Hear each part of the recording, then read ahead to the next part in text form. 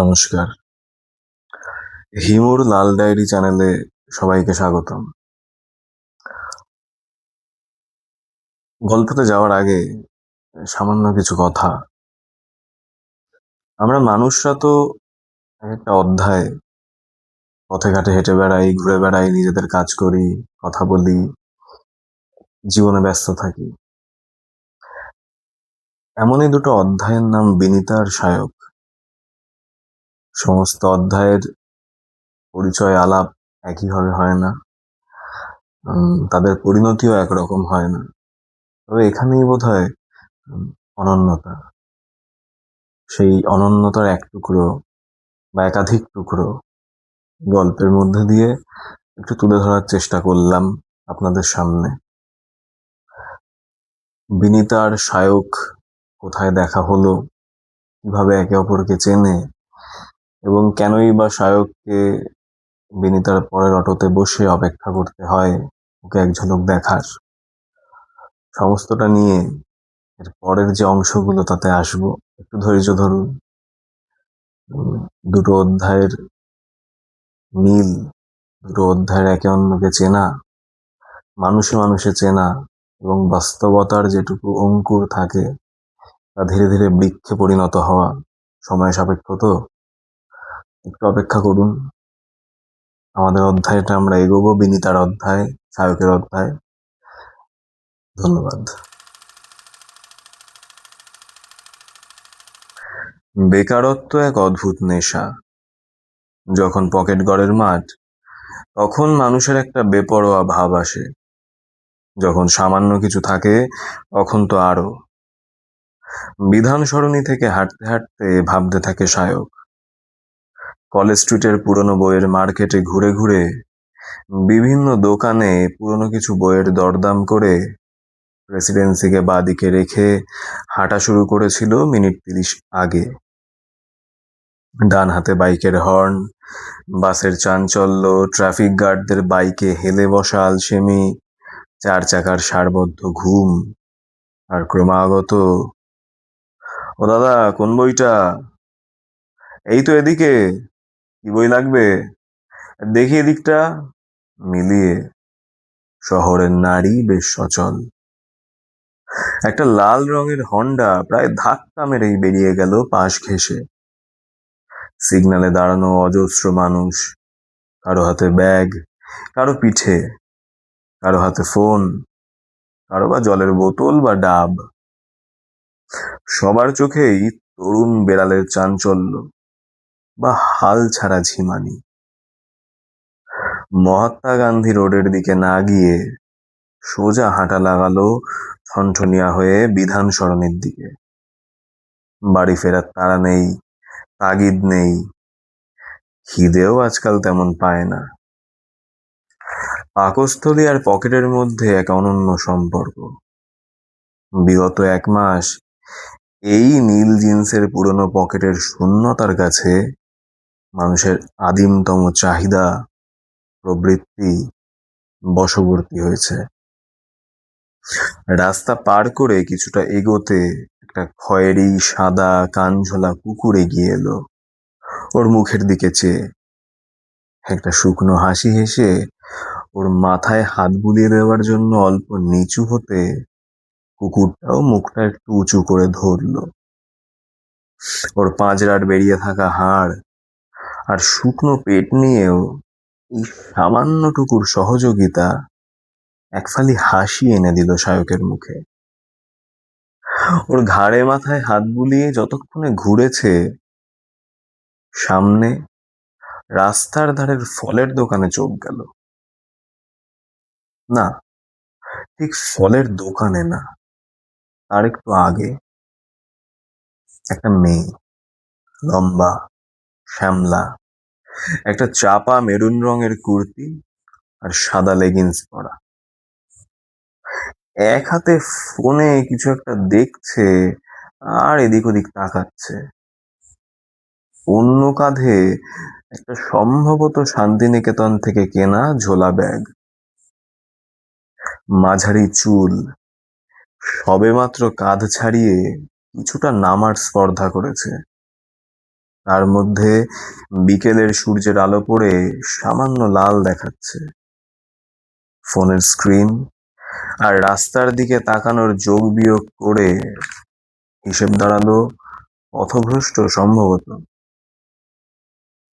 মেয়েটা একবার এদিক ওদিক তাকানোর সময় শায়কের দিকে দেখলো বোধহয়, কিন্তু আর 10 জনের ভিড়ে আলাদা করে চোখে পড়ার মতো কিছু নেই বলেই সেই দৃষ্টির ফোকাস পাল্টে শায়কের থেকে অনেক দূর চলে গেল। কিন্তু বিপরীতটা হবে কেন? যে 10 জনের দিকে এতক্ষণ শায়কের চোখ যাচ্ছিল, সেটা কিছুক্ষণের জন্য আটকে গেল ওই ফলের দোকানের সামনেই। হারানোর কি বা আছে, বিড়বিড় করে নিজের মতো বলে ওর পা দুটো সেদিকেই হাঁটা শুরু করলো। শুনছেন? আপনাকেই বলছি। আপনি কোনো ঠিকানা খুঁজছেন? আমি আসলে ওদিক থেকে হেঁটে আসছিলাম, দেখে মনে হলো, তাই ভাবলাম যদি কিছু সাহায্য করতে পারি। সাধারণভাবেই বলল সায়ক। না মানে আসলে, আমতা আমতা করে যে কিছু মুহূর্ত সময় নিল মেয়েটি, তাতে শায়কের সামনে সম্ভাব্য বিপদ আন্দাজ করার সফল চেষ্টা চলল বোধহয়। আমি একজনের অপেক্ষা করছিলাম। বাক্যের শেষে অতীতকালের উল্লেখ শায়কের মনে কিছু আশা জাগালো, তবে সেটার বিশেষ বাহ্যিক প্রকাশ না দেখিয়ে আবার সাধারণভাবেই বলল, আচ্ছা, আমি ভাবলাম বুঝি কোনো জায়গা খুঁজছেন। আসলে এদিকে রাস্তাঘাট অলিগলি তো অনেক, তাই। বেশ ক্ষমা করবেন, বিরক্ত করলাম। আরে না না, আপনি ঠিকই ধরেছেন। আমি একটা জায়গায় খুঁজছিলাম। যার আসার কথা ছিল সে এখনই ক্যান্সেল করলো, তাই একটু ম্যাপে বোঝার চেষ্টা করছিলাম। ও, তবে তো ঠিকই ধরেছি। ম্যাপে সমস্যা হলে আর আমাকে দেখে আশঙ্কা না হয়ে থাকলে আপনি বলতে পারেন। আমি এদিকটা মোটামুটি চিনি। আরে না না, আপনাকে ব্যস্ত হতে হবে না, আমি চেষ্টা করে দেখি। যে আশা ছিলই না, তাতে জল ঢেলে যাওয়ায় আক্ষেপ তাৎক্ষণিক হলেও স্পষ্ট হলো শায়কের মনে। আচ্ছা, বেশ, তবে আসি বলে ঘুরে বিধান সরণির ফুটপাথে ধীরে হাঁটা শুরু করেছে। তখনই মেয়েটি ডাক দিল, শুনছেন? হ্যাঁ, বলুন। নিজের অনাবশ্যক উত্তেজনা সমস্ত শক্তি দিয়ে চেপে ঘুরে উত্তর দিল শায়ক। না মানে, স্বামীজির পৈতৃক বাসভবনটা কোন দিকে যদি একটু বলে দেন। একটু আমতা আমতা করে অল্প হেসে মেয়েটি প্রশ্ন করল। ব্যাস, ওইটুকুই যথেষ্ট ছিল। হ্যাঁ হ্যাঁ, এই তো এদিকেই, এই ফুটপাতটা ধরে। মেয়েটি তখন শায়কের আঙুলের দিক নির্দেশ মেনে উঁকি মেরে দেখার চেষ্টায় ব্যস্ত। সোজা খানিকটা এগিয়ে গেলে রোড ক্রস করে আর একটুখানি। আচ্ছা, ধন্যবাদ ধন্যবাদ, আপনাকে বোধহয় দেরি করিয়ে ফেললাম। আরে না না, আমিও তো ওদিকেই যাচ্ছি। আপনার আশঙ্কা কেটে গিয়ে থাকলে আর বিশেষ আপত্তি না থাকলে কিছুটা এগিয়ে দিতে পারি, অবশ্যই যদি আপনার সমস্যা না হয়। কিছুক্ষণ ভেবে মেয়েটি বলল, বেশ, তবে চলুন। দুজন ফুটপাথে নিজেদের মধ্যে কিছুটা দূরত্ব রেখে হাঁটা শুরু করলো। 1 মাস ব্যাপী বেকারত্ব যা পারেনি, এই অজানা মেয়ের কয়েক মিনিটের সঙ্গ তা সম্ভব করেছে। এতদিন পর হঠাৎ ওর মনে হলো ফতুয়ার ঝুলের দিক কুঁচকে আছে।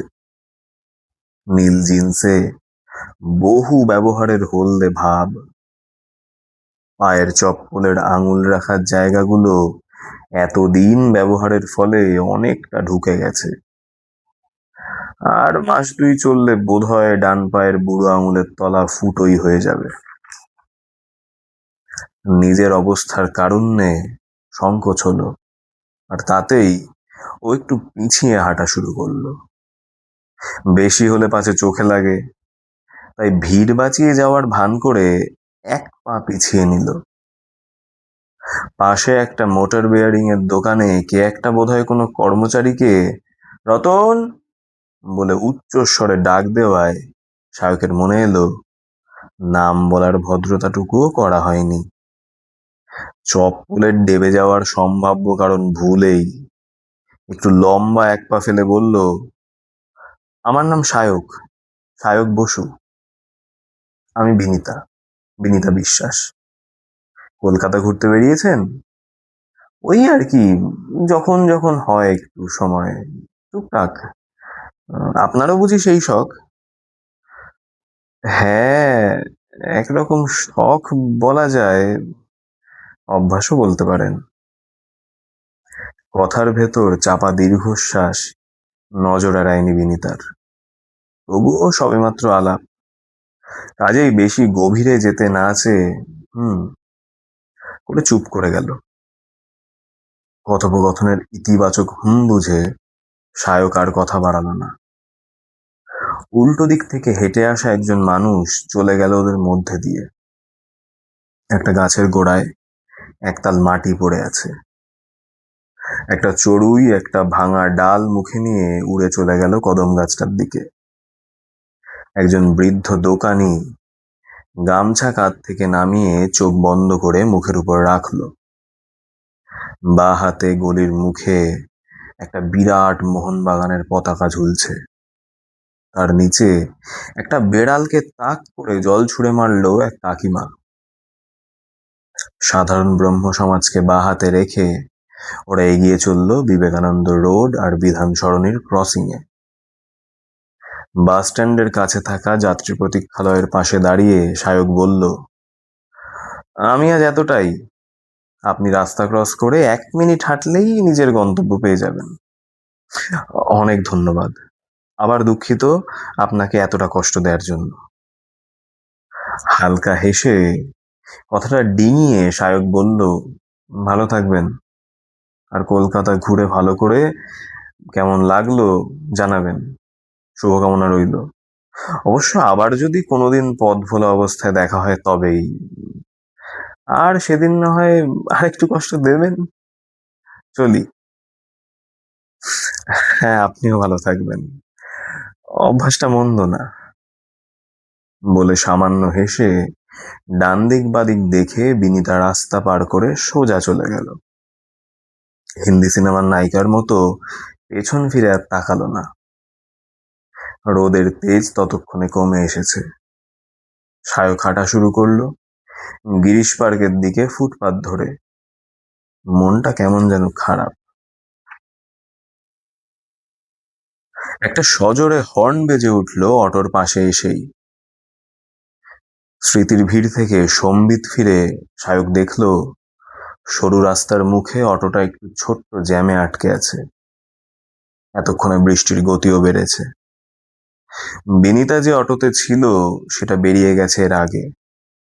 সামনের গাড়ির সংখ্যা আর বাকি থাকা পথ হিসেব করে দেখলো আজ আর দেখা মিলবে না।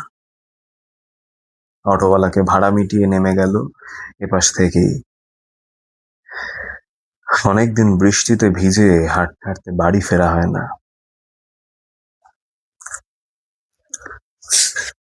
নমস্কার। বিনিতার দ্বিতীয় পর্ব আজকে শেষ করলাম। কিছুটা দেরি হয়ে গেল। চেষ্টা করবো এর পরের পর্বগুলো আরেকটু তাড়াতাড়ি আনার। ধৈর্য যারা ধরলেন তাদের ধন্যবাদ। ভালো লাগলে শেয়ার করবেন, লাইক করবেন, সাবস্ক্রাইব করবেন এবং খারাপ লাগলে কমেন্টে জানাবেন যে খারাপ হয়েছে। চেষ্টা করব ভালো করার। ধন্যবাদ।